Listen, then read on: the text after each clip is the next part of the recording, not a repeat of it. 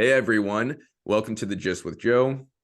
I am so absolutely excited for today's guest, and that's going to be Spencer Klavan.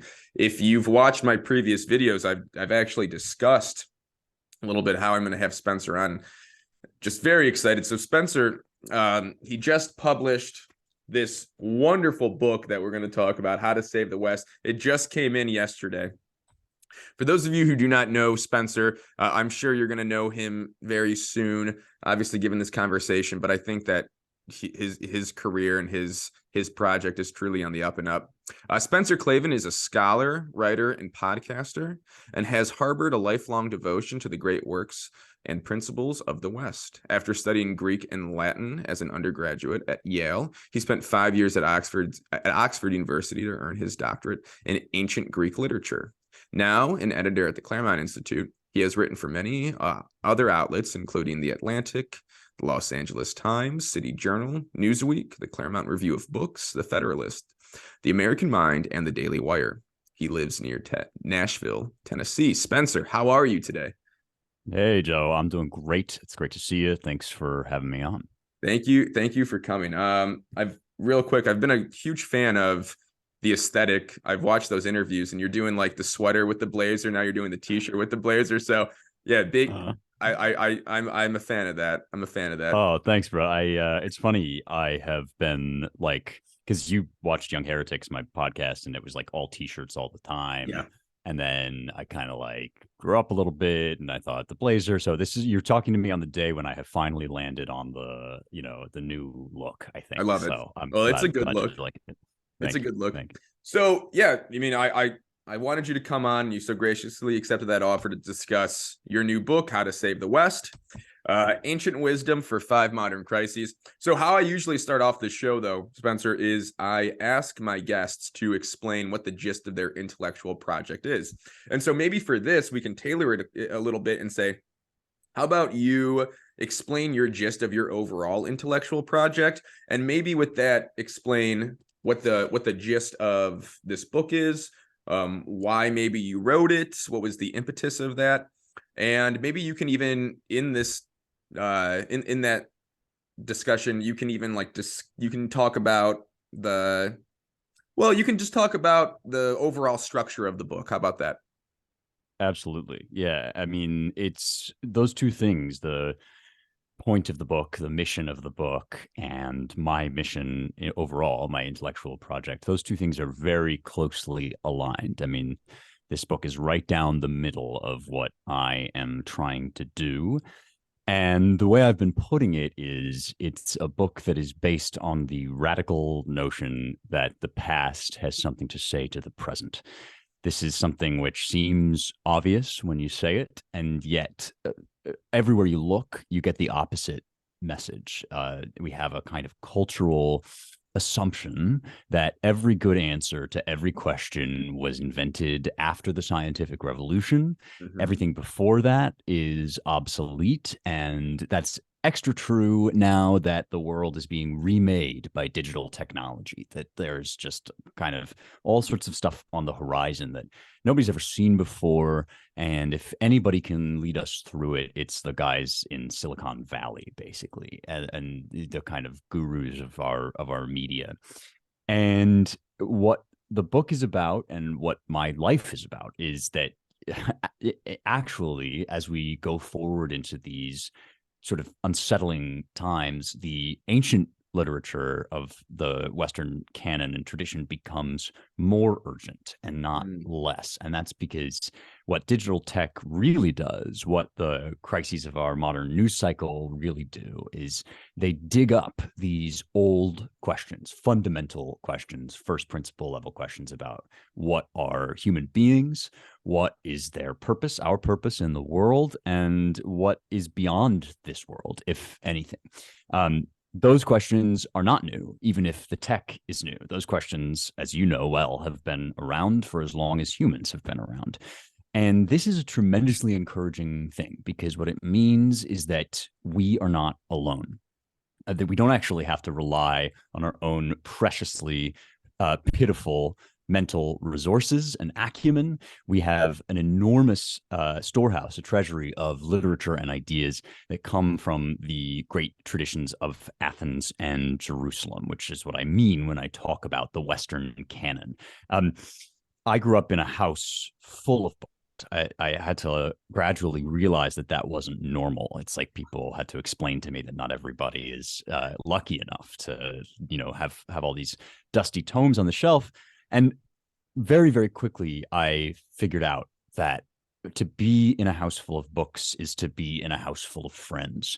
Yeah. And when I went out into the world, I realized actually most people don't see it that way. Most people think, the old books are kind of either they're impossible to understand, or maybe even worse, they're kind of backwards and prejudiced and superstitious. At the very far end of this line, you get they're racist, it's misogynist, look at the inherent sexism in Shakespeare, blah, blah, blah. And the utter untruth of that, the obvious untruth of that, when you open one of these texts, becomes immediately clear. It's a narrative that's designed to prevent you from finding out it's not true. And so I wrote the book, and I do what I do, which is talk and write for a living. The reason I do all of that is because I want people to understand that they've been sold a bill of goods about this, that the works of Aristotle, Plato, Socrates, the scriptural tradition, the church fathers, Thomas Aquinas, these guys didn't write so that they would furnish material for PhD theses. They weren't trying to make eggheads like me happy. They were trying to enrich people like you and me and everybody, to give us guidance about how to be excellent at being human. And they have done beautiful work on that, and it affects us all profoundly, immediately.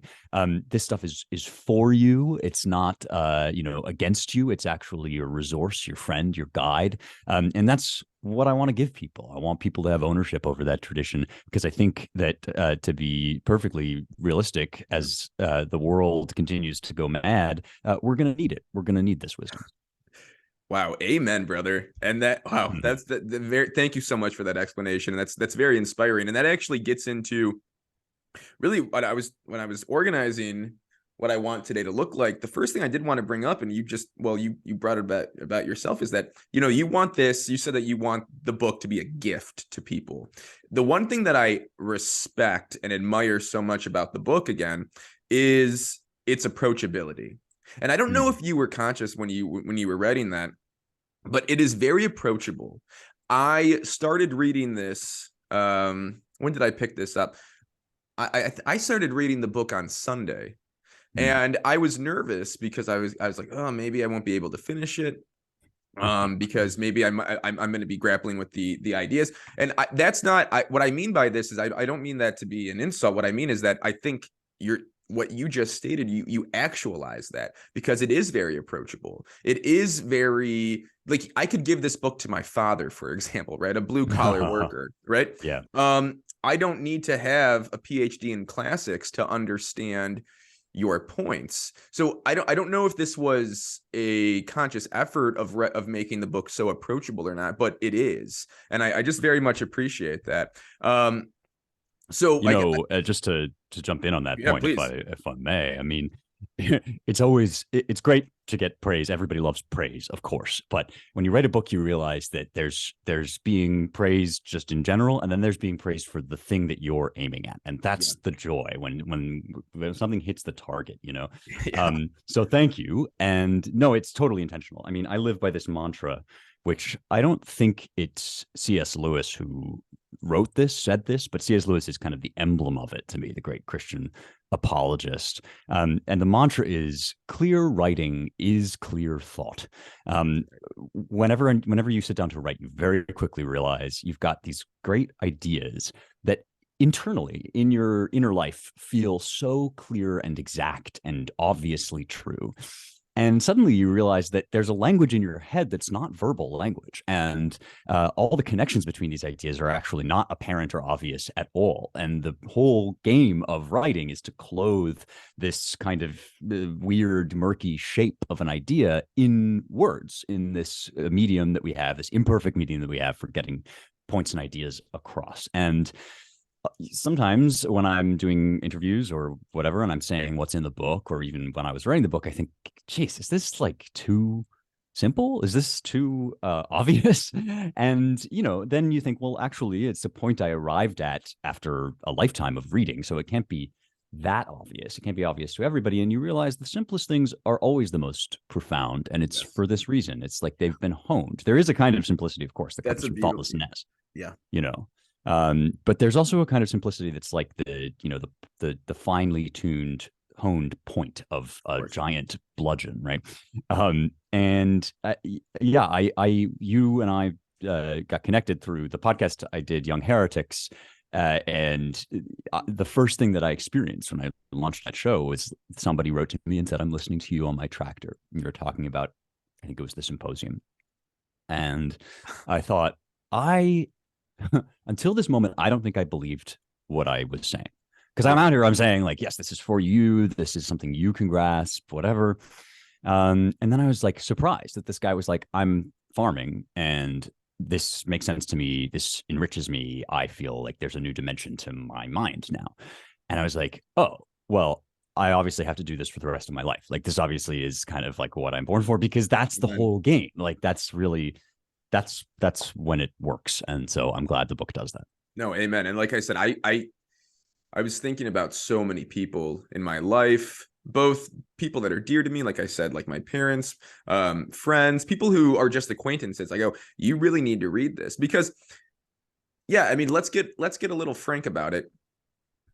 Yeah, I don't think we're going to get better anytime soon. I mean, there's obviously a way of life that I'm sure you and I and like-minded people envision, and that's not happening anytime soon. And it's also not going to happen without courage and effort. And so the way that you get, well, the way that we, hopefully one day we'll get the world that our, children or grandchildren will see is by doing things like reading this book and then acting it out.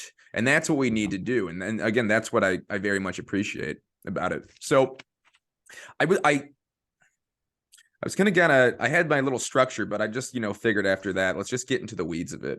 The one thing that I really enjoyed the most, content wise, was you talk about the metaverse and this obsession with metaverse, and how I love it. You talk about the Marvel universe and how irresponsible Disney, I think Disney, who owns Marvel, is that correct? Or yeah, so Disney, yeah, exactly. How irresponsible Disney is with their how they approach the series. And it's because, well, these heroes die and then, well, they can just come back to life because there's this metaverse and nothing's actually real and there are no consequences.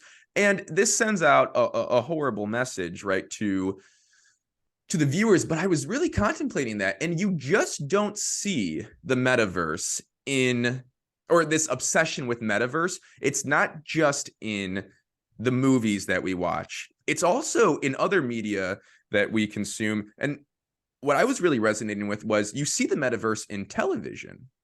Never explicitly stated, but think about this. How many sequels have come out in the last 5 years? It's just we're just trying to continuously regurgitate and redo these same old storylines. And so you see this notion of the metaverse, of nothing actually having like this final property to it in all aspects of our culture. And so I want you, if you can, speak a little bit more on that notion of metaverse, where else we see it in our culture. How can we recognize this metaverse motif in the way we approach life that's outside of media? Yeah, I was up late last night, kind of falling asleep as I scrolled listlessly through some streaming service, which is what I do more often than I care to admit. And I happened upon a show called The Triviaverse. And I was like, man, everything's a verse now. It's like the Sure. metaverse, the multiverse, like there's all these verses. And that's kind of an interesting cultural phenomenon in and of itself. I mean, there are two verses in the book. There's the metaverse and there's the multiverse. That's it. The And multiverse. That's it. yeah, well, they're both, I think, relevant. I mean, the metaverse is what opens up the book, is the virtual reality idea that That's there's right. kind of the internet is going to swallow us up, is going to kind of embrace us, and it'll live everywhere, and we'll be in it, and that will mean that we don't have to feel bound by the restrictions of physical life in the real world, life where things are true and false.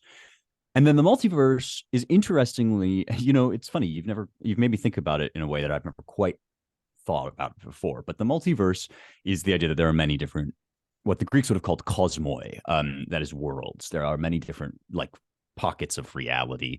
This is kind of underwritten by a lot of they call it science sometimes, but it's not really science so much as philosophy about science. Sure. Things like string inflationary cosmology, and then the many worlds interpretation of quantum physics. These are kind of variants of a similar idea.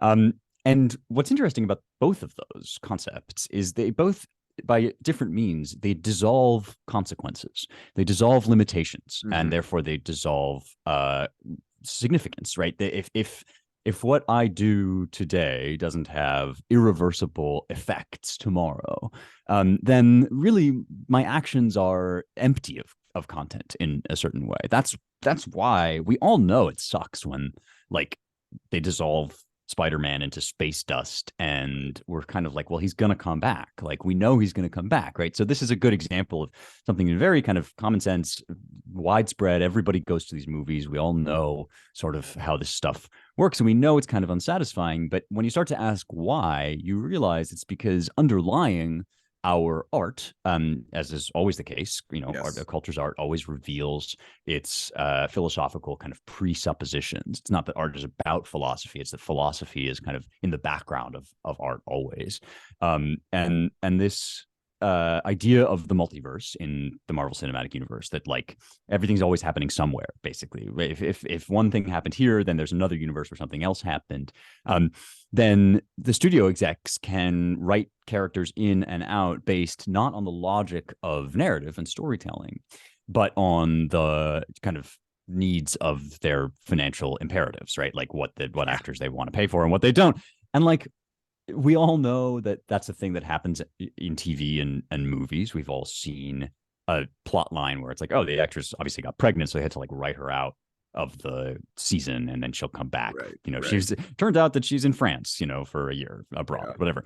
And the reason that we observe that is because we know that that's kind of cheap. Like we understand that that's not the story being the story, revealing the truth that the story is there to reveal.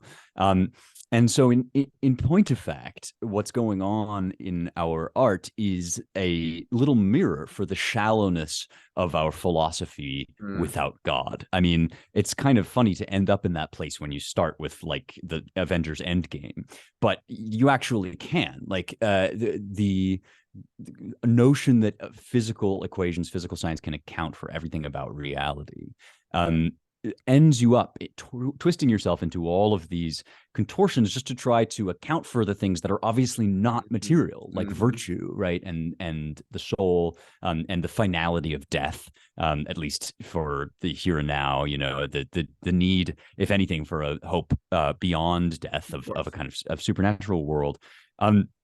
And in fact, I think both of these attempts, the metaverse and the multiverse, kind of speak to that. They're like, if we can just dissolve the boundaries of reality, then we'll have the world we want. But you end up, of course, when you dissolve the boundaries, something you end up with nothing, and that's kind of where we are. Yeah, this nihilistic, disgusting pit, and right. It's, I mean, no one. Sometimes I wonder if I'm being too extreme by saying, Joe, yeah, just because, like, why can't the reboot of Frasier just be simply the reboot of Frasier? Why do I have to try to like deepen this? But no, it does set us up as a society for this existential irresponsibility. Like, really, the fact that we can just continue to think that things are going to come back, that nothing truly ends. It's a disgusting nihilistic pit, like I just said, and again, we can see it in the multiverse of movies such as the Endgame, but it trickles down into more subtle parts of the culture. I thought it was really interesting, and I was not expecting you to talk about art in the meaning chapter. And I thought that was I was not expecting that at all. And I thought that was a very good way to explain the meaning crisis. With that, how about you go ahead? I have some things to say, but obviously people are here to see you and to hear you. So I'm just curious, can you, for the viewers, explain the relationship, the bridge that you created with the meaning crisis and the crisis that we're currently and have currently been seen in art? Yeah, there are a couple places where the book led me in unexpected directions. So you were surprised. I was surprised too. I thought that I was going to be writing about something somewhat different in that chapter. But what I realized, and this is an ancient insight, as I say in the book, is that I have that same feeling where it's like, can't I stop being such a curmudgeon and watch the reboot of whatever, the third iteration of Lord of the Rings or something? Right. And the reason that the answer to that question is unfortunately no, like I can't let it go, is because we have this very modern and kind of mistaken idea that art is just art for art's sake, right? Which basically means that it has no moral responsibilities, that it lives in this sphere kind of detached from the rest of life. And the problem with that is that if that's really true, art is never anything more than a pastime. And we know that art is more than that. People understand that art kind of lives at the heart of human civilization, of what we do and want to be. It's, Aristotle talks about the things that you do when you don't have to do anything else.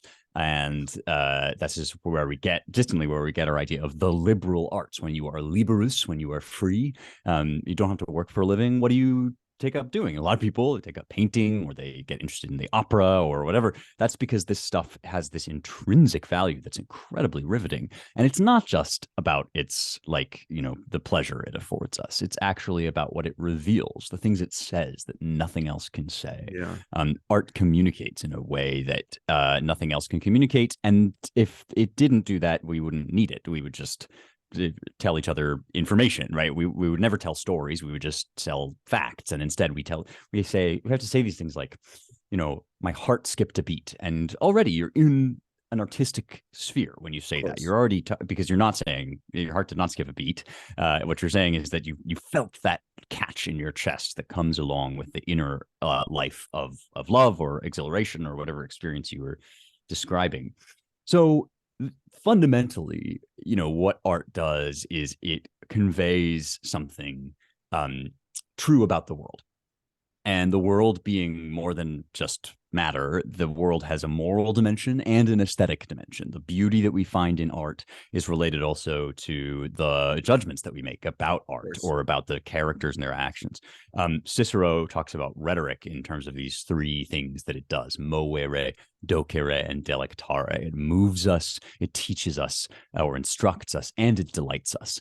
And I don't think he's just listing those things off. I think they're tightly bound together, right? The delight that we take in art tells us something about the world, so it teaches us, and the thing that it teaches us has an emotional or an ethical component, and that's why it moves us. And similarly, right, by moving us, it delights us. So it kind of, these things are in this virtuous circle.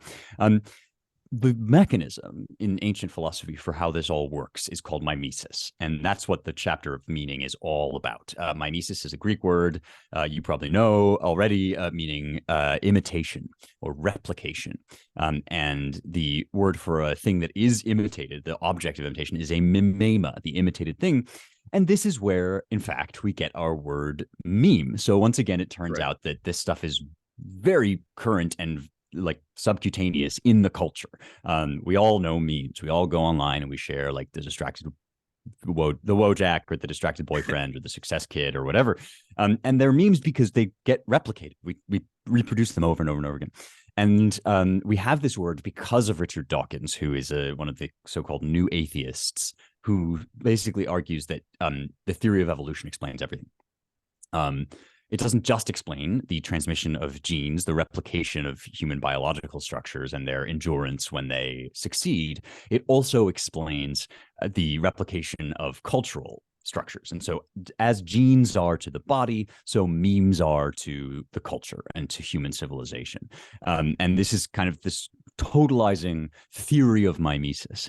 And what's super funny to me about this is Dawkins begins the book with this very succinct expression of what I would think of as scientism, which is the idea that science explains everything and all the other ideas are obsolete. He starts out by saying that, and then he launches into this entire theory, which is basically identical to that of Plato's Timaeus, which is the literary sequel to the Republic. And it's like this idea that mimesis is kind of threaded into the world from the human level all the way up to the cosmic level.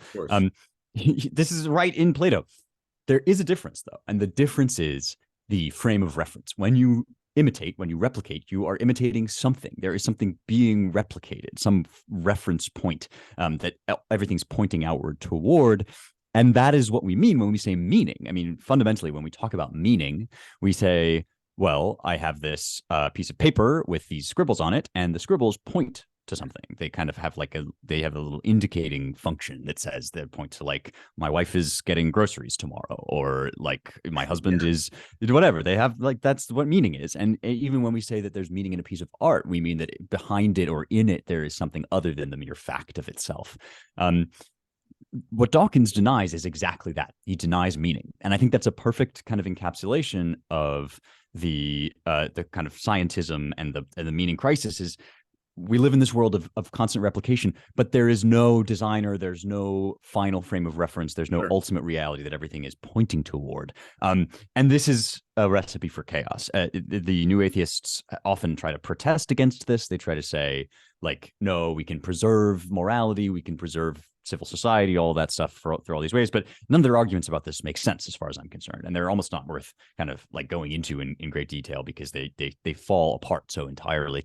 So the whole point of this meaning section of the book is just, if you want your comfortable kind of moral assumptions, if you want a world that works well and functions and accounts for all of the things that you kind of know to be true, like that there's virtue in the world, that good and evil are not matters of your preference, then you are going to have to bite the meaning bullet. Like, you're going to have to say there's something more there than just sort of basic biological processes. That's the basic idea. But you said you have thoughts about it, so I would like to hear them.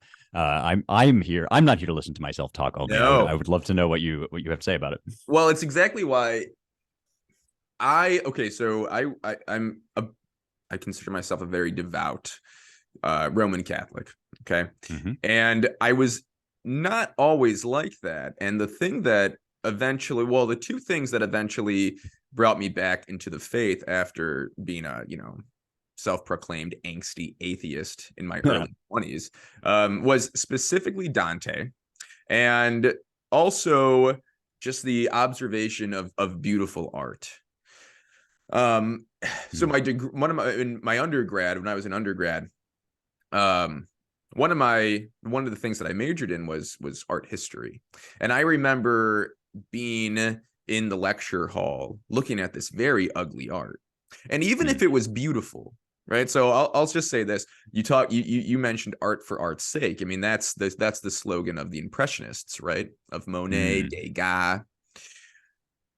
Beautiful. I mean, really, I can't necessarily sit here in good faith and say that looking at water lilies is not a beautiful painting, in the sense that it is set up, it's arranged very nicely, the colors are arranged very nicely, but it's not necessarily, well, it's nice, but I don't necessarily consider it beautiful per se.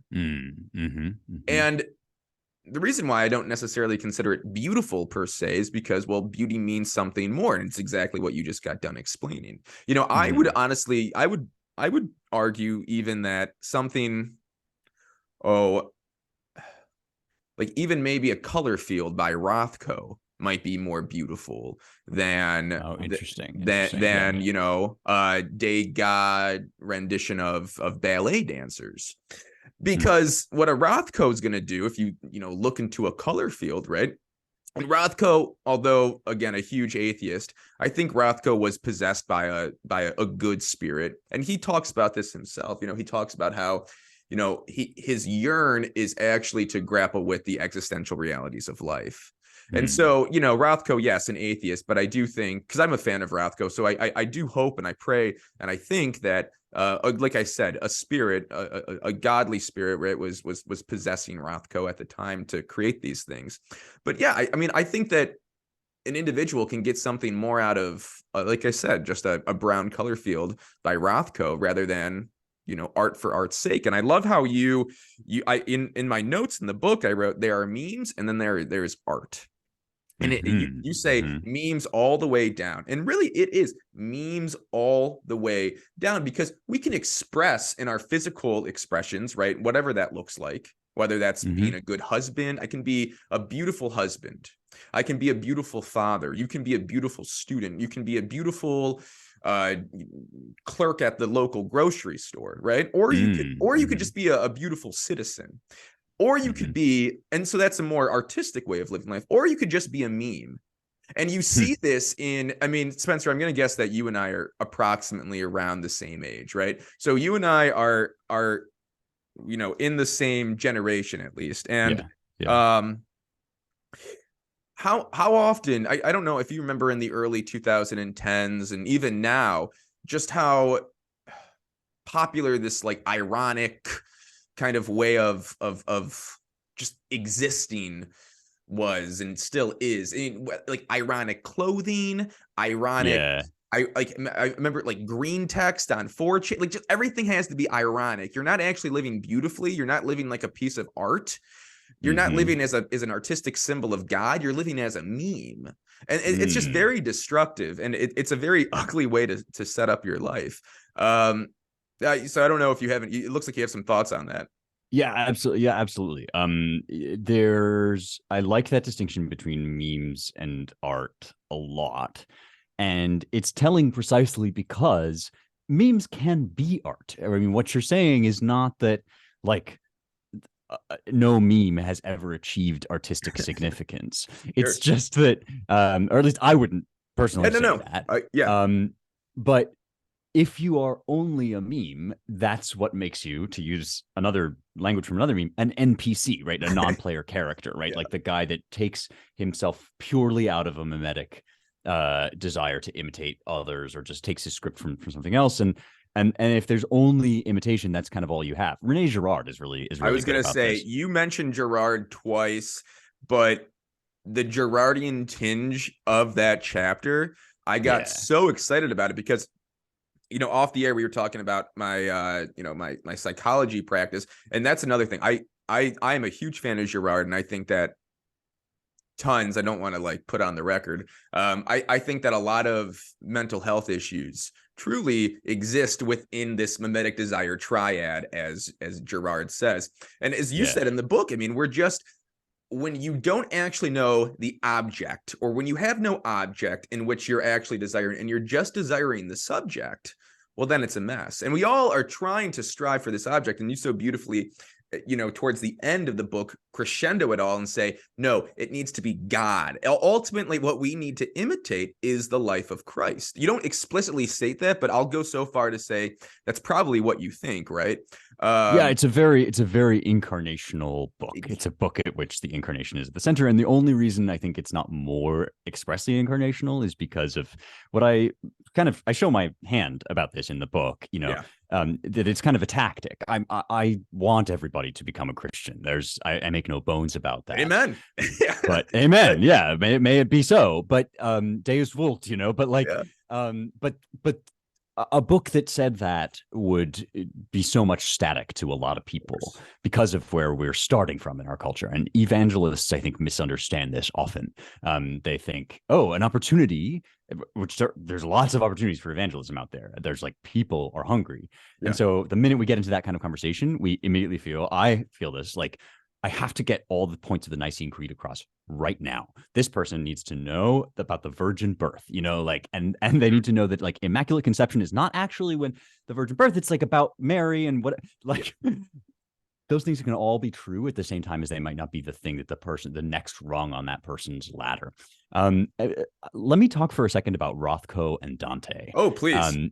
Because I think you've hinted at like the way out of that memetic trap that Girard talks about, which I'm super fascinated by your idea that a lot of people who seek mental health counseling are kind of attributing they're stuck in the triad, and because they don't have the language for that, and because their kind of thought world doesn't permit that dimension of understanding, they have no way of accounting for it except by these kind of unhelpful, reductivist materialists. So super excited to talk with you about that further, like off mic as well. Sure.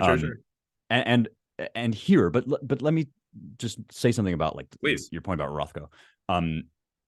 So there is a confidence about Rothko that is born of urgency, I think is how I would put it. When a guy washes like story high canvas in a certain shade of red, there's something about that just like it may be a matter of taste whether you really go in for it, but nobody can walk into that room and not be like, I have to stop here and stand in front of this. And the reason is because if he's doing that, it's because he had to, you know, like and if he had to, there must be something in the red that's not just the red. Like literally nobody in the world wakes up in the morning and thinks like, I must have a certain color red because for its own sake. Like red is not a sort of an intrinsic good in that quite that way. And so to be conveying something beyond that, like that's I think what arrests us about beautiful art, right? As distinct from kind of frivolous art of the kind that you were alluding to earlier. And since you talk about Dante, and since he brought you to your faith, as indeed, you know, what a great route in, right? We named our son after him. Did you? That's how meaningful he has been in my life, is that our little boy is named Dante. But anyway, go on. That's beautiful. People are going to ask him all his life if it's named after the video game, but that's a separate. This is a Devil May Cry. But yes, okay. Dante is in the book. A specific passage of Dante is in the book. I think it's in this section, and it's one of the most sublime passages of literature that I can think of because of its marriage between medieval phenomenology, let's say, sort of almost Thomistic phenomenology, and just kind of sublime flights of rhetoric. And I won't be able to get like Dante's Italian from memory, but what happens is he's been on this whole journey, goes to the center of hell, the world turns upside down, goes back through Paradiso or through Purgatorio, and ends up finally with Beatrice at long last, this woman who has been in herself sign and symbol of all that he desires, right? Like she's an object of his real life desire in the physical world, but she obviously has led him to believe that that's not enough, that doesn't describe everything that we long for in our hearts.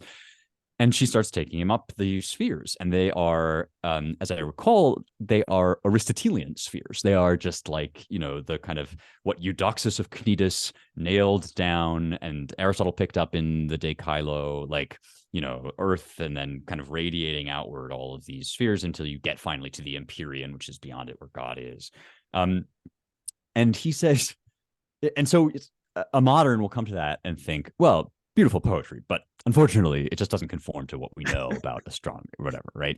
This shows how scientism makes us stupid, because Dante asks this very question. He's like, do the angels really live like in outer space? Are they like, right? Like if I flew up to Mars, would there be aliens that are also angels? And Beatrice, as she often does, says to Dante, no, you're an idiot. Actually, what happens is they showed themselves to you here, not because this is their sphere. Everybody is in the Empyrean. Everybody in heaven is really in a space beyond the beyond. but they show themselves to you here, not because this is their spirit, but as a sign for you, suitable to your senses, because you are in your, pre resurrection body. This is how the language of the universe can best convey to you the essence of God's justice in heaven. And there's nothing, I think there's no better description of the way out of the body crisis and the meaning crisis both, right? Like that this stuff never comes to us without some physical embodiment. And yet we know that through that embodiment, there is something far, far more that we're always pointing toward. And that's what art does. I think it's what God does in creation. That's why there's matter at all, is because God's an artist.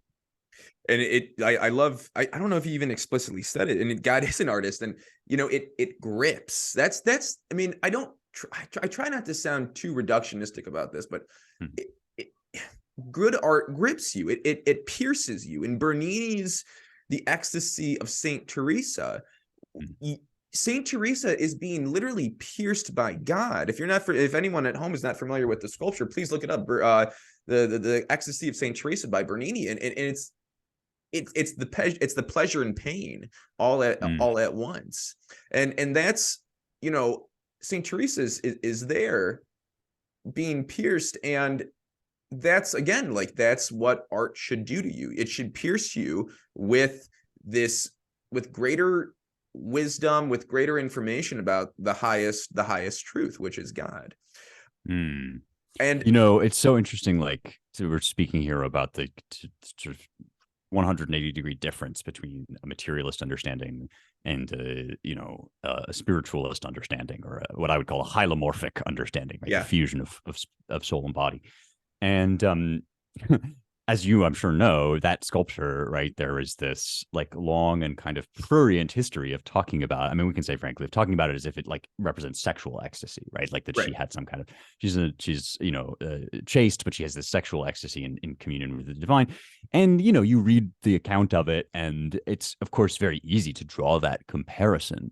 But like all materialism, interpreting it that way gets everything exactly backwards. Exactly. It's like we think that sexual ecstasy is the highest physical pleasure, is the highest form of pleasure. We think, oh, she had what she interpreted as a divine ascent, but was actually just a kind of sexual experience. Yeah. And it's like, well, maybe you had what you interpreted as a sexual experience that was actually a divine communion, right? That's beautiful, actually. That's much closer to the truth, probably. That is it is so true.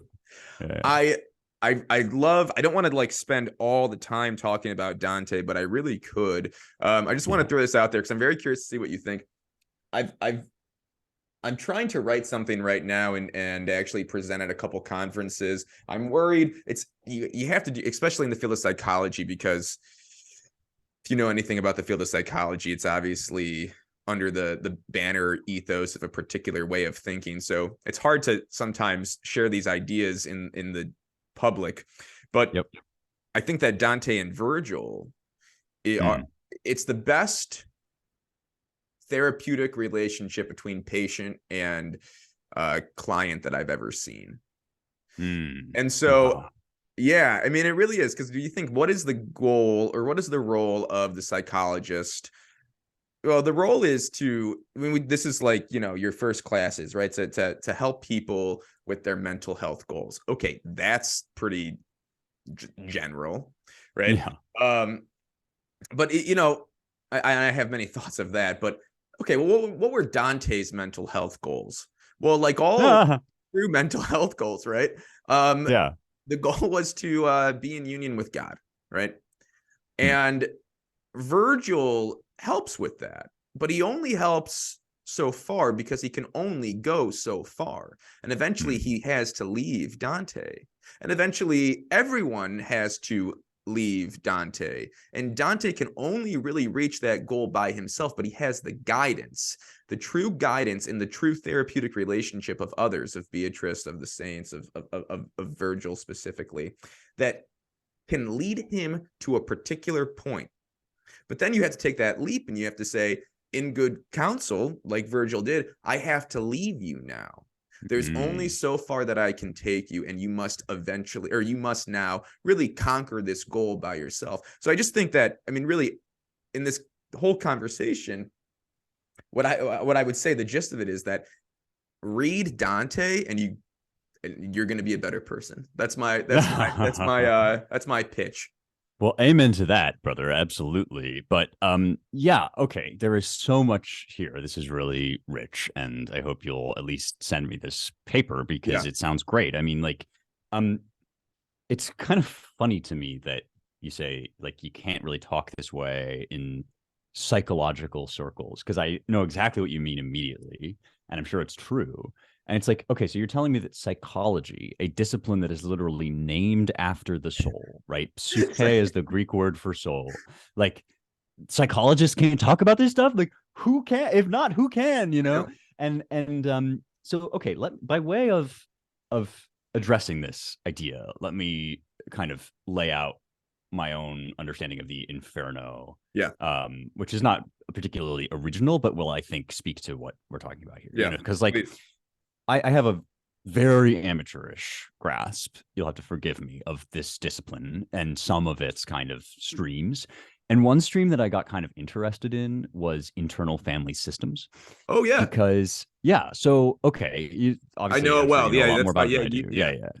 Okay, so I got interested in this because it was like, okay, so you're telling me that in your work with patients, you've discovered they have multiple like entities kind of residing within oneself. Like, I wonder where I've heard that before. Oh, yeah, it's book 2 of Plato's Republic, where he's arguing that the soul is multifaceted. It has multiple parts, right? He talks about these 2 examples, one of Odysseus wanting to see something but not wanting, and then, or hear something but not wanting, and then of this guy Leontius, who walks past a bunch of corpses and he's like really doesn't want to look at them because he knows it's bad, but he also really wants to look at them, and then he runs and at them and he finally says, eyes look your fill, right? And Plato uses this to garner the critical insight that in fact there are internal family systems, like there's like a multiplicity of us, and even within one person, and even within a relatively well-adjusted and coherent individual,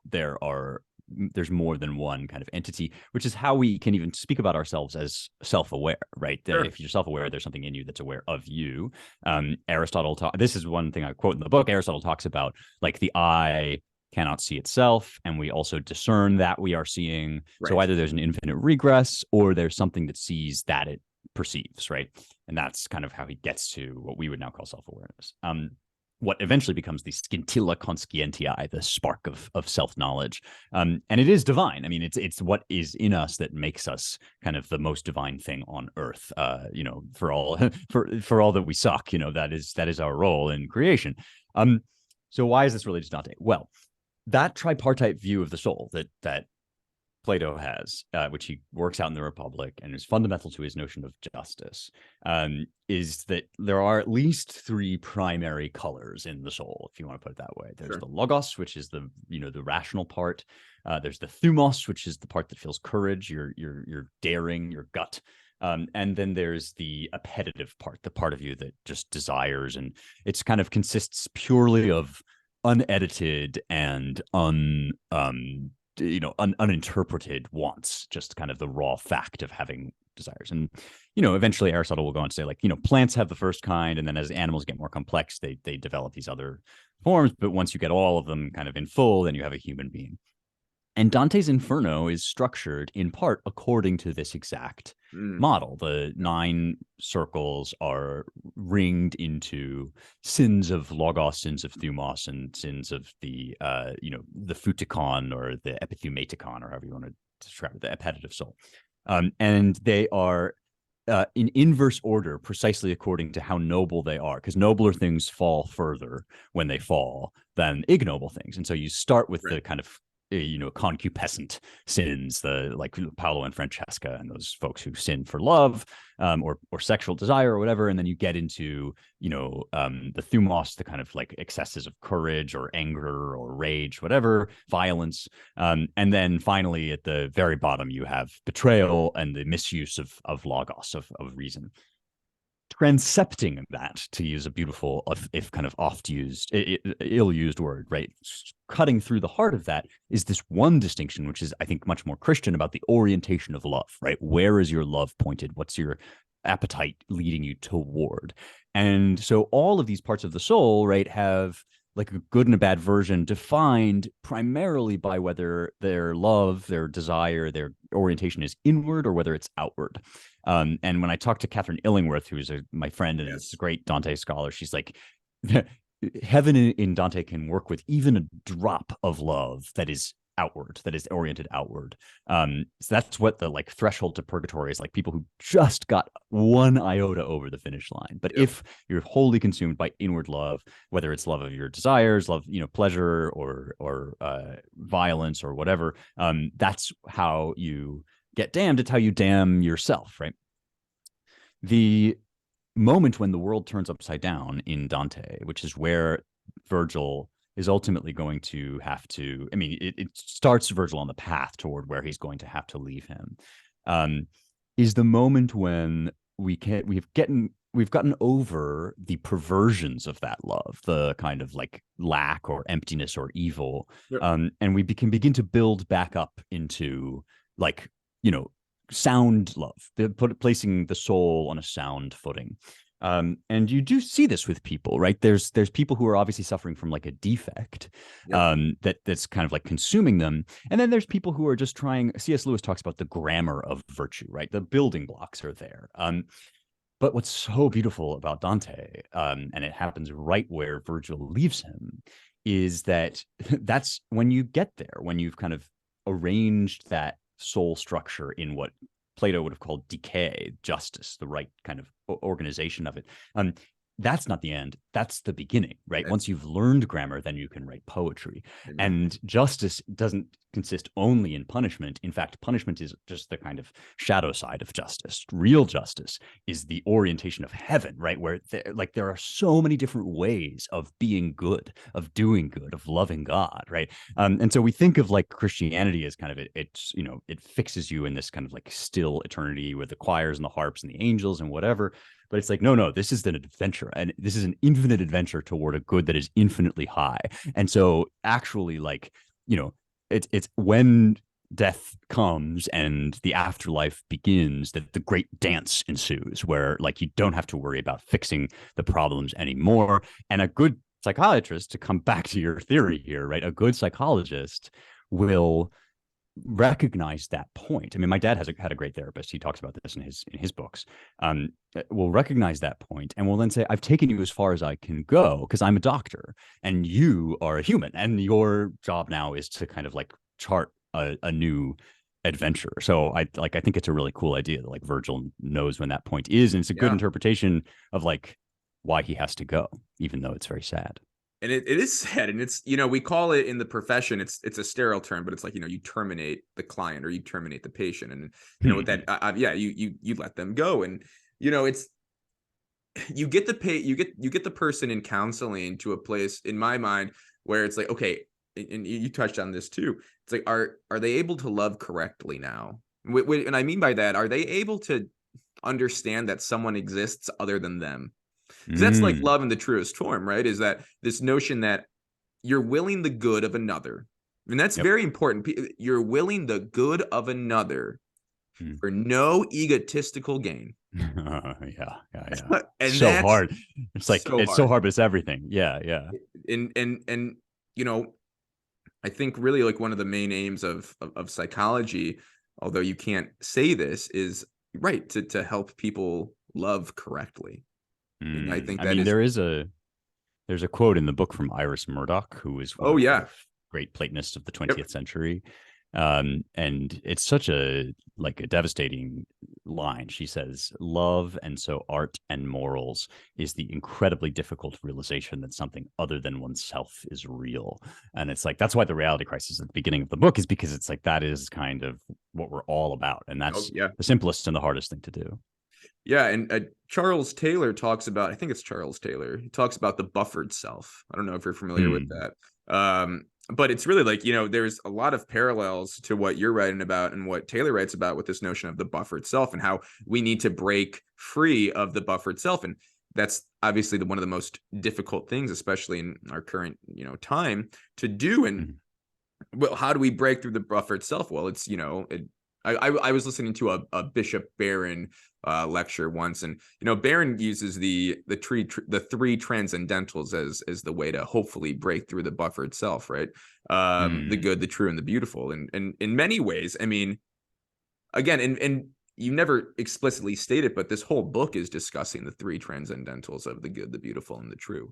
And again, it's just I go back to the beginning of this conversation. It's like, no, this book provides very practical information on how to live a better life. And that's why I was just, off the air. We won't go into what we were discussing off the air, but that's exactly why I think this book, that your book, I think this is going to, I think that this is just going to change the lives of many people in a very good way and hopefully encourage their hearts. Thank you. I think you mentioned maybe that you have a couple pages left or something in the book. And so I will say that the very last chapter, not to like spoil it or whatever, but it's nonfiction, so it's no spoiler. Like the very last section, I turn around and say this book has essentially constituted an extended argument that truth, beauty, and goodness are real, that they are not like fantasies or abstractions, but actually have like real tangible existence in your life. So you hit on, I mean, you've like kind of anticipated it in some ways. That's what the book is. Curious, I picked up this other book this weekend, and I have only read maybe the first chapter, and it was so funny, just like the juxtaposition of the two. Have you ever read this, Peter Kraft, How to Destroy Western Civilization? I've looked at it. Yeah, I haven't read it all the way through, but somebody told me when I said I'm writing a book called How to Save the West, he's like, if you read a book like that rightly, it's a manual for destroying the West, because if you just do the opposite. That's hilarious. No, it's so far. I mean, it's obviously a lot different how you set up your book, but there are some strong parallels. I thought so. I kind of recommend it. I mean, recommend in the sense that I've only read the first chapter, but I just thought that was a funny juxtaposition.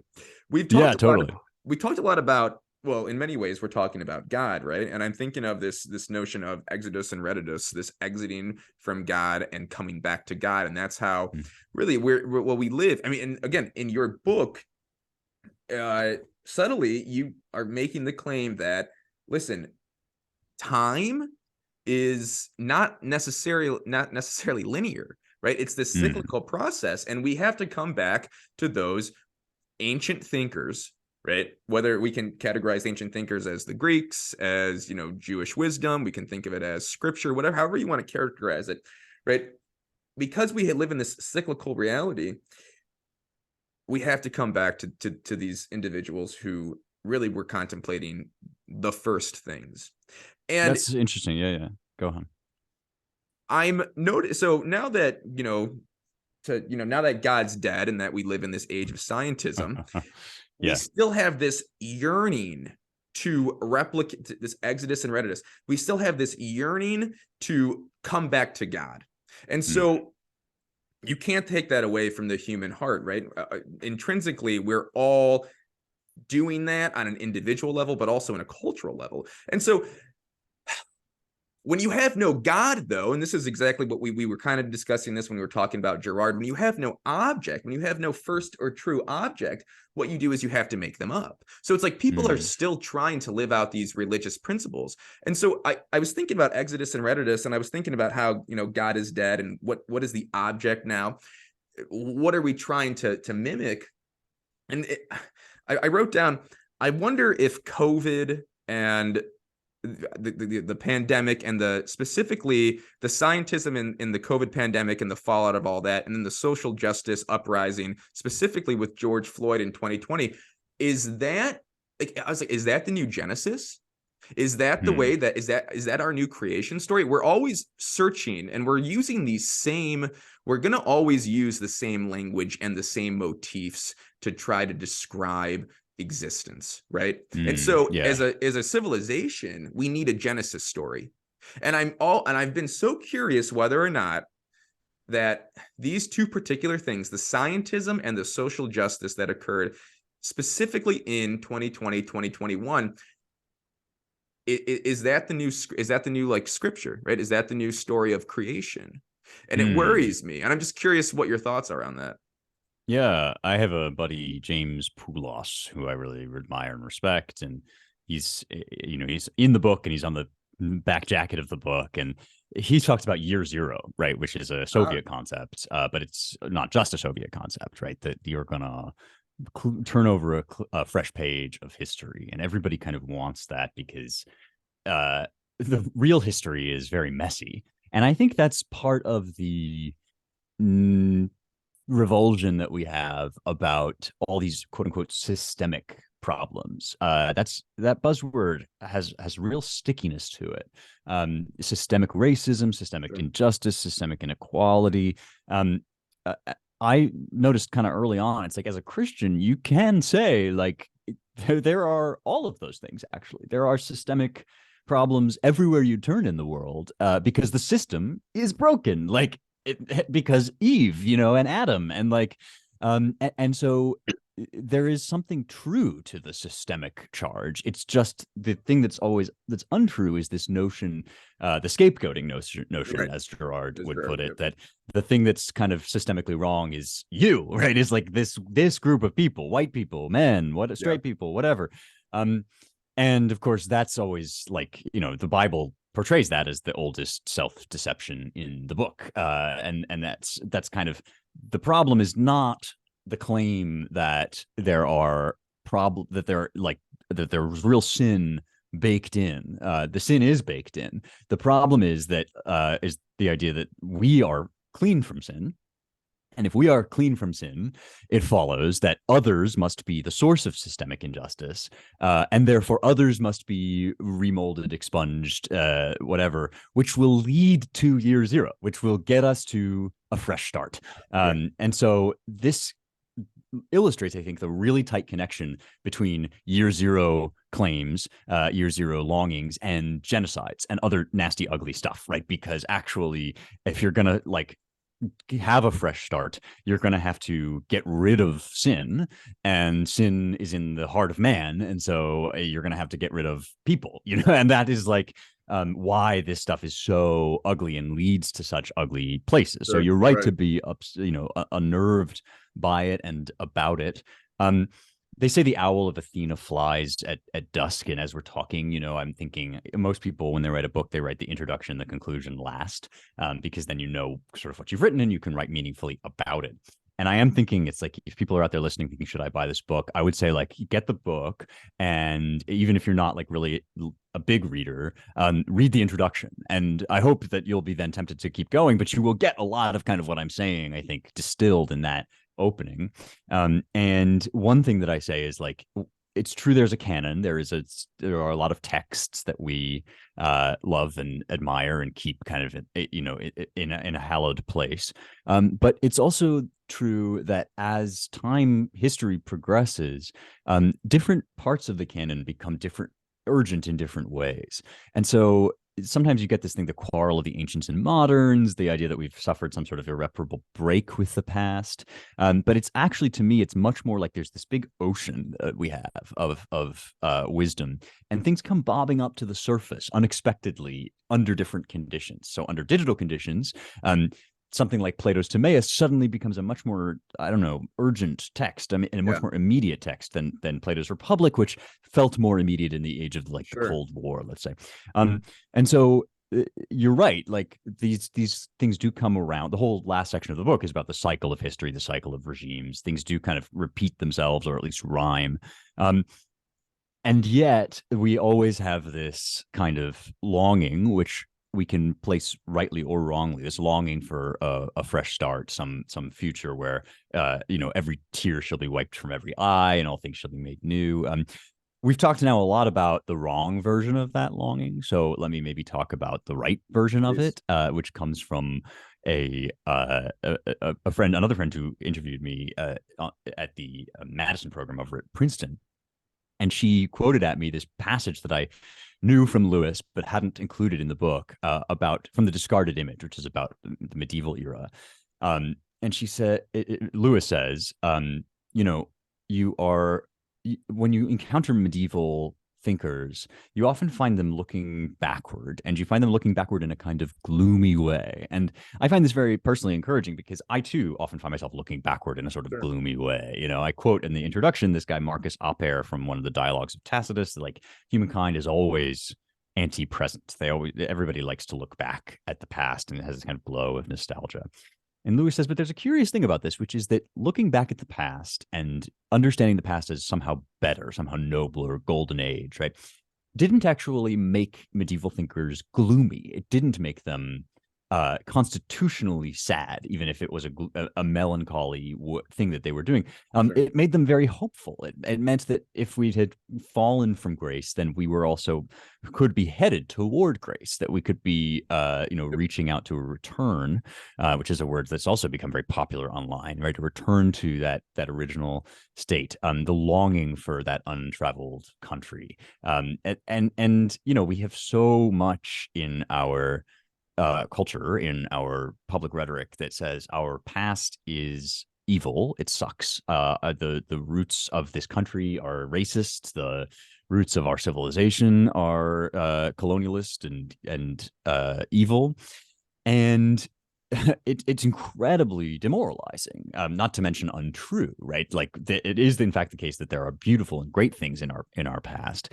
but by recovering those and recovering a sense of the goodness that has gone before us, we actually find a much deeper sense of hope. Ironically, we think it's going to make us despair, but it leads us on. It drives us to get up in the morning and think, someday things will be better, and when that day comes, I want to have been the carrier of the light. I mean, there's a beautiful line in Wordsworth's Intimations, Odes on Intimations of Immortality, which I will paraphrase and probably butcher, but he says something like, that the soul that travels with us, our life's star, hath had elsewhere its setting, and cometh from afar, not in entire forgetfulness, and not in utter nakedness, but trailing clouds of glory do we come from God, who is our home. If we come from the place that is our home, that's the version of this, of the kind of cyclical time, year zero, whatever.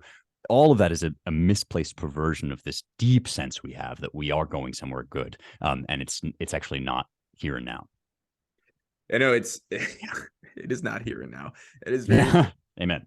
No, I mean and this is exactly why it's so difficult, because now we're no longer people. So sometimes, with conversations I have with friends, they go, Joe, you worry too much, or I talk to my older brother, and he thinks that sometimes I might be going off the deep end a little bit, but I'm like, no, like these things are serious. Like, we're not dealing with individual phenomena anymore, right?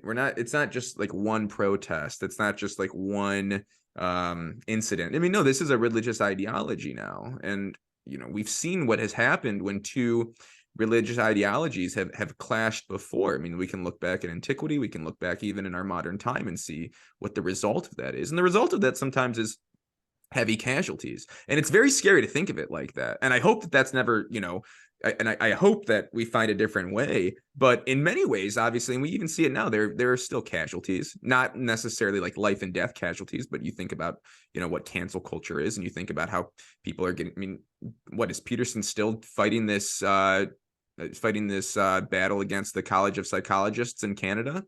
I think so. Yeah. Yeah, right. Exactly. I mean, so it's very pressing. And this is, again, why I encourage everyone to buy your book and to read it, because it's the best way to combat this. And I do know, Spencer, I know we're almost on time, and I don't know, I'm sure you have 1,000 interviews today, so you might not be able to go over. But I have one, well, I guess one thing that I personally just wanted to discuss with you. Right. So do you have time for maybe one more topic of discussion? Absolutely. Yeah. Okay. Let's do one more. So in you never state this, maybe you do at the very end, but I think you propose something in the book that is very profound, and it's profound specifically because I think it's the best way to understand reality, and that is you discuss how reality is fractaled, right? How we understand reality in this like fractal way. And sometimes, and there are things that make us more privy, and there are things that make us more aware of really the true meaning of our existence, right? And that is to be in union with God. And they're subtle and they're hidden, but they're very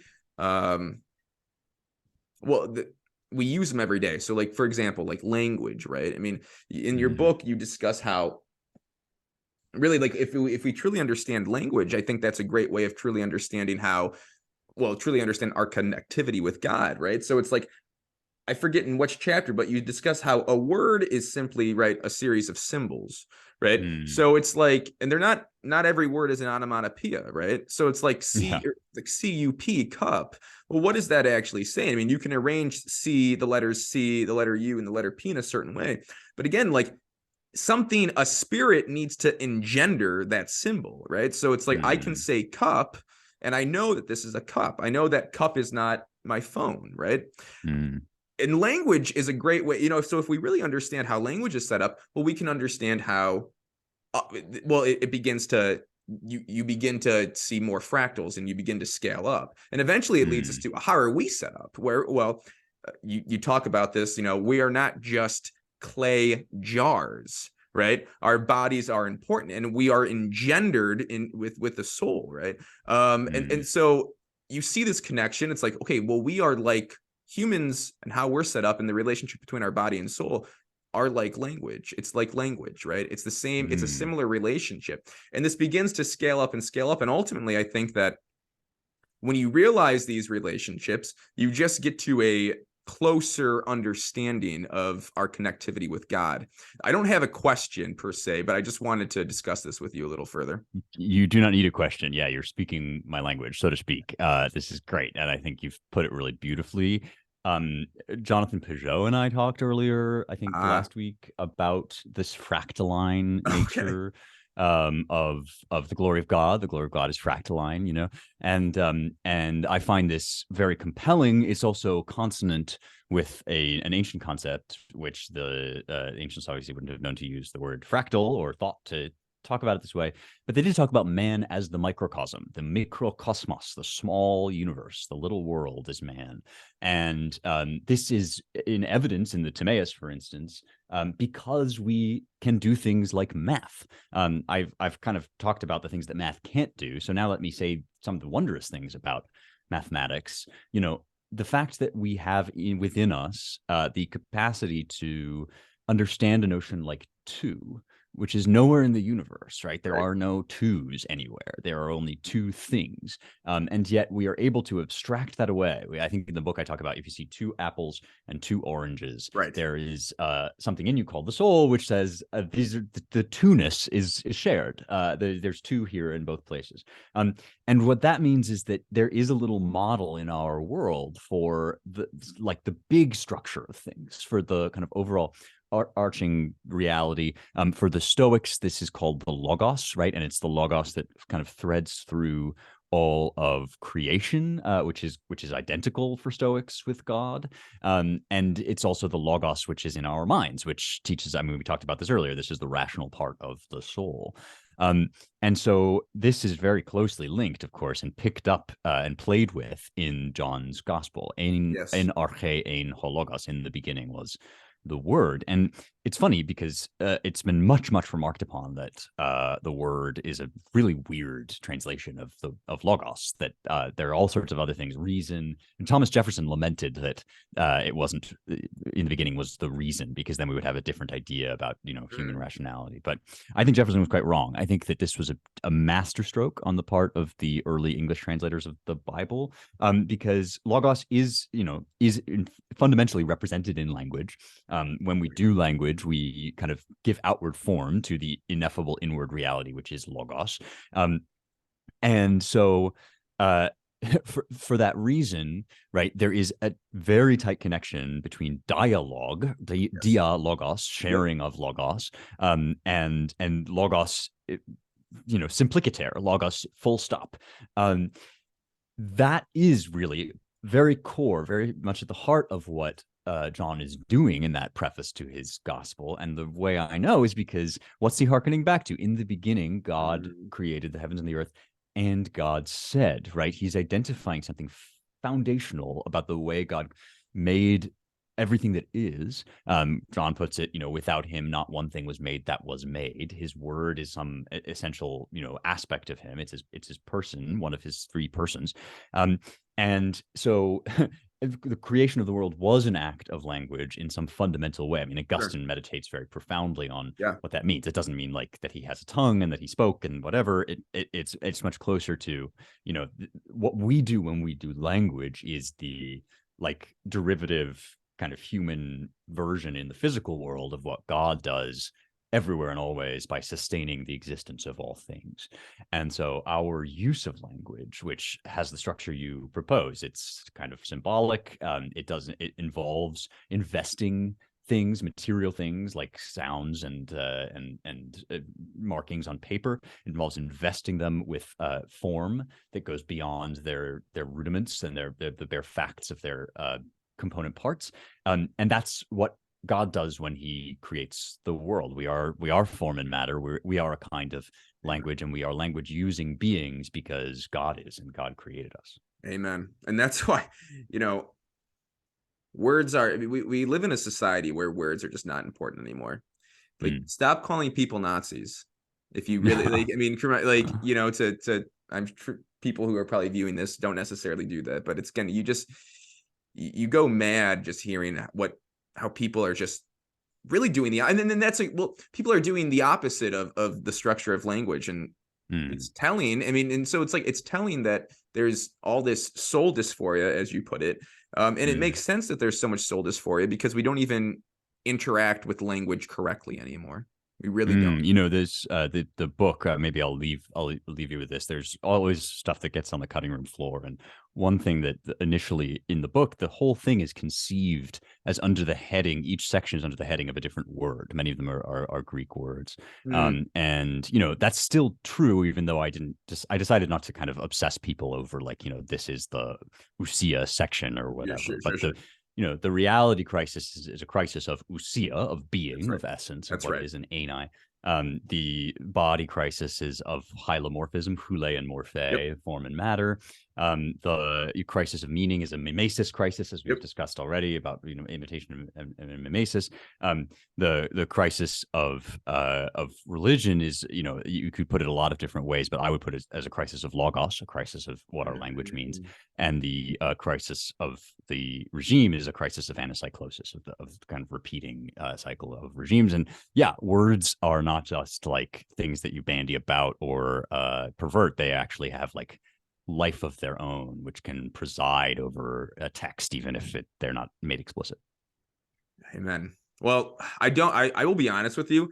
I have so many notes, and we covered, I think, 3 questions that I had. I don't want to stop talking to you, but let's not stop talking. But we can bring the interview to a close. But let's we can land the plane. I want to say this: if you are someone who's watching this, whether it's you're subscriber to my channel, or if you just find this at random, and you are looking to sincerely change your life, if you're trying to bring order into chaos, if you're trying to make a positive impact not only on your life but on the lives of others and our society at large, whether that starts in the house and that moves to the city and that moves to the nation and that moves to the world, that's how big I think Spencer's project is. Please buy this book then, How to Save the West.